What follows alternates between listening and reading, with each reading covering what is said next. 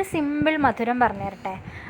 ഇതുപോലൊരു പാത്രത്തിലേക്ക് 1 spoon east, 1 spoon പഞ്ചസാര, കുറച്ച് പാലും കൂടെ ഒഴിച്ചിട്ട്, ചെറു ചൂടുള്ള പാലായിരിക്കണം കേട്ടോ. പാലും കൂടെ ഒഴിച്ച് നന്നായിട്ട് മിക്സ് ചെയ്തിട്ട് ഇതൊന്ന് പൊന്താൻ വയ്ക്കാം. പൊന്തി വരുന്ന സമയത്ത് ഇതിലേക്ക് 1 കപ്പ് മൈദപ്പൊടി ചേർത്ത് കൊടുക്കാം. 2 ടീസ്പൂൺ അളവിൽ അരിപ്പൊടി ഇട്ട് കൊടുക്കാം.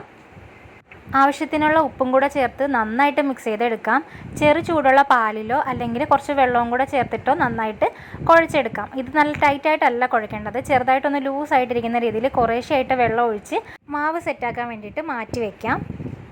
കൈകൊണ്ട് തന്നെ നന്നായിട്ട് മിക്സ് ചെയ്ത് എല്ലാ പൊടിയെല്ലാം നന്നായിട്ട് കുഴച്ചെടുത്ത് വെക്കണം. 2 മണിക്കൂർ നേരത്തേക്ക് നമുക്കിതൊന്ന് പൊന്താൻ വേണ്ടിയിട്ട് മാറ്റി വയ്ക്കാം. ആ സമയത്ത് നമുക്ക് ഇതിൽ വേണ്ടിയിട്ടുള്ള ഷുഗർ സിറപ്പ് റെഡിയാക്കാം. ഒരു 1/2 കപ്പ് പഞ്ചസാരയും കുറച്ച് വെള്ളവും ഏലക്കായും ചേർത്ത് നന്നായിട്ട് തിളപ്പിച്ച് കുറുക്കിയെടുക്കുക.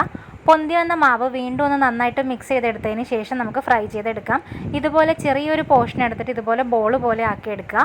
നല്ല തിളച്ച എണ്ണയിലിട്ടിട്ട് ഇതങ്ങ് ഫ്രൈ ചെയ്തെടുക്കുക. എളുപ്പമാണ് ചെയ്യാൻ. കുട്ടികൾക്കൊക്കെ ഒരുപാട് ഇഷ്ടമാവുന്ന ലുക്കൈമത്താണ് കേട്ടോ ഇത്. ഒരു അറബിക് സ്വീറ്റാണ്. ഗസ്റ്റ് വന്നാലൊക്കെ നമുക്ക് കൊടുക്കാൻ പറ്റുന്ന നല്ലൊരു ഐറ്റമാണ്. എല്ലാവരും ട്രൈ ചെയ്ത് നോക്കണം കേട്ടോ. അപ്പോൾ ഇതുപോലെ തിരിച്ചിട്ടും മറിച്ചിട്ടും ഒക്കെ നല്ലൊരു ഗോൾഡൻ ബ്രൗൺ കളർ ആവുന്നിടം വരെ നമുക്കിതൊന്ന് ആക്കിയെടുക്കാം. സംഭവം റെഡി ആയിട്ടുണ്ട്. നമുക്കിത് മറ്റൊരു പാത്രത്തിലേക്ക് മാറ്റി വയ്ക്കാം. അപ്പോൾ ഇതുപോലെയുള്ള ഐറ്റംസ് നിങ്ങൾക്ക് ഇഷ്ടമാണെങ്കിൽ കമൻറ്റ് ചെയ്യണം കേട്ടോ.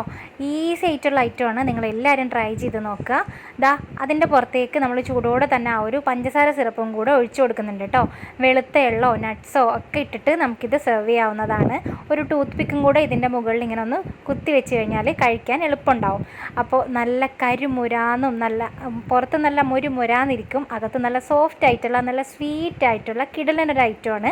അപ്പോൾ എല്ലാവരും ട്രൈ ചെയ്ത് നോക്കിയിട്ട് ഫീഡ്ബാക്ക് പറയുക. ഇതുപോലത്തെ വീഡിയോസിന് വേണ്ടിയിട്ട് നമ്മുടെ ചാനലൊന്ന് ഫോളോ ചെയ്തേക്കണേ. അപ്പോൾ അടുത്ത വീഡിയോയിൽ കാണാം. Bye bye.